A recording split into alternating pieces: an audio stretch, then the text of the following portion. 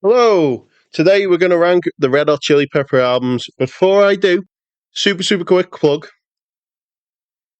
Recently, I've just dropped my latest episode of my podcast, John's Jam Sessions. We are talking about the Red Hot Chili Peppers, specifically the Josh era. So I'm with You, Getaway, and we also get into Unlimited Love and Return of the Dream Canteen. So if you're interested in that, please go check that out.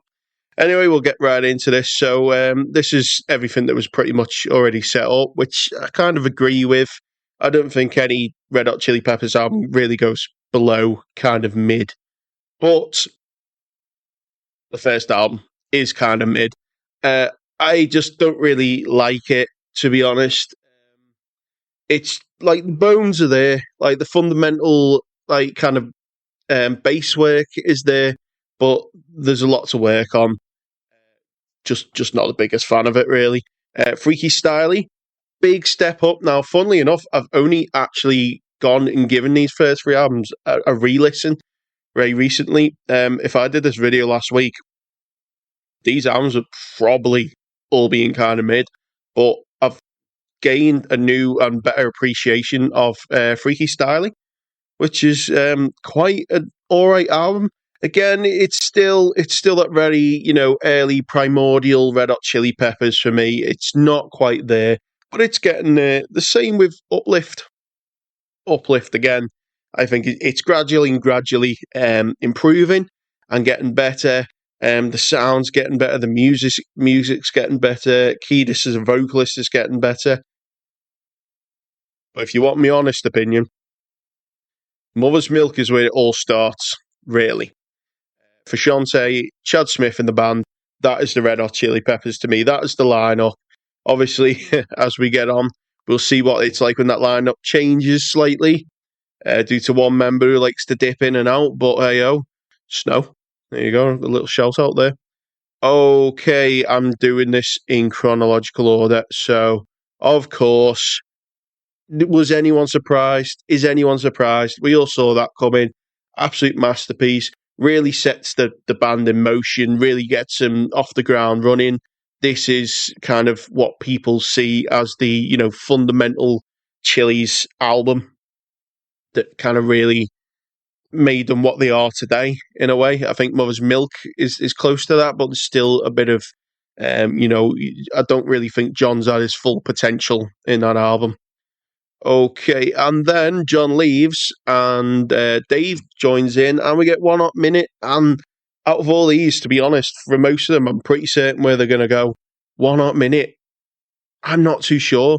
It's floating between good and decent because there are some very good songs on it, but there's also some not so very good songs on it. And there's parts of good songs that have parts in it that really kind of drag it down. I feel overall it's a bit messy and all over the place.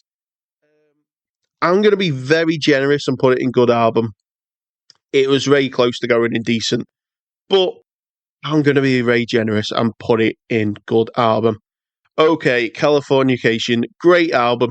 Not the best mixed, but we can get into that another time. I've not put it in masterpiece just because I'm doubting myself now. I'm doubting myself.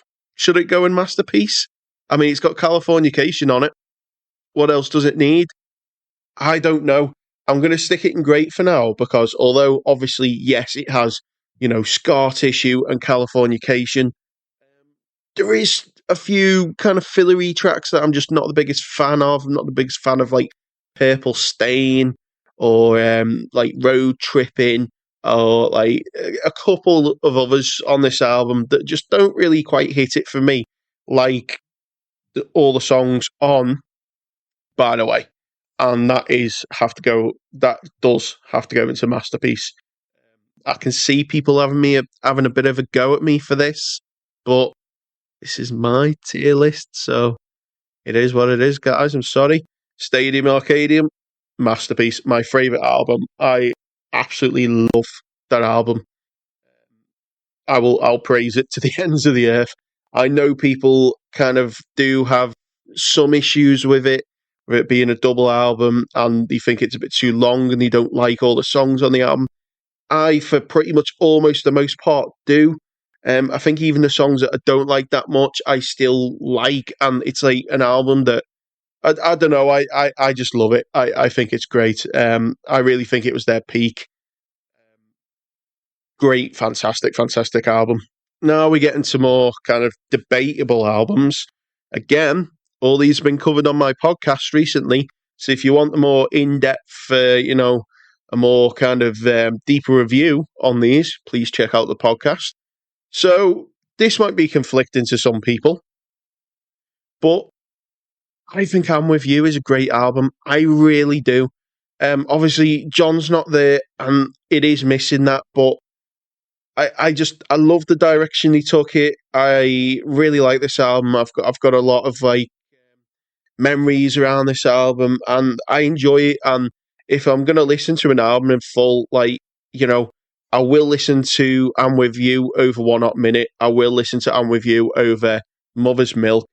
I know not everyone's going to agree, and I think the next one is going to cause a bit of turmoil. But The Getaway, really don't like The Getaway. Really don't. I want to rephrase that. Again, all this was done in a 2-hour long podcast, and now I'm just trying to make a quick video. So it's hard to really kind of condense it all super fast. But with The Getaway, I think it was kind of filled with way too much filler, way too much kind of mid to kind of alright tracks. I'm not the biggest fan of it, but again, it's still got some amazing tracks, like obviously the title track, The Getaway, Dark Necessities, Encore, even some of the ones like We Turn Red is alright, although it does have its kind of, I don't really like the verse that much. I'm going to put it in decent. I'm going to be kind to it. I know a lot of people say that The Getaway is better than I'm With You, and I just don't agree. Unlimited Love, again, I keep repeating myself here. This was all covered on the podcast. Unlimited Love was a great comeback from John. Yeah, I don't know. I've kind of recently had a bit of a change of heart on this album. When it first came out, I probably would have put it in great album. After another look at it and talking about it on the podcast, I'm thinking more of good album. I think it's pretty good, but it's got a lot of filler on it, to be honest. And some of the songs don't hit as hard as I would like them to. Dream Canteen, I'm going to have to be real. It's kind of mid. It is, I'm afraid. The problem I have with Unlimited Love and Dream Canteen is they should have never been two separate albums. They should have took the strongest songs from Dream Canteen and the strongest songs from Unlimited Love, one album, and that would have been a great album, maybe even masterpiece. But they wanted to spread it out. They wanted a bit more money, I think, and we kind of basically get a glorified B-sides album with Dream Canteen. So that's my ranking, more or less. Each one in the I think I will just mess about with these just a little bit, just a wee bit there. Okay, I think this. So as you can tell, they're kind of like a ranking all of their own. So yeah, that's my final ranking. Love it. Let me know. Comment. Hate it. Let me know. Let me know what I've done wrong. Let me know how wrong I am.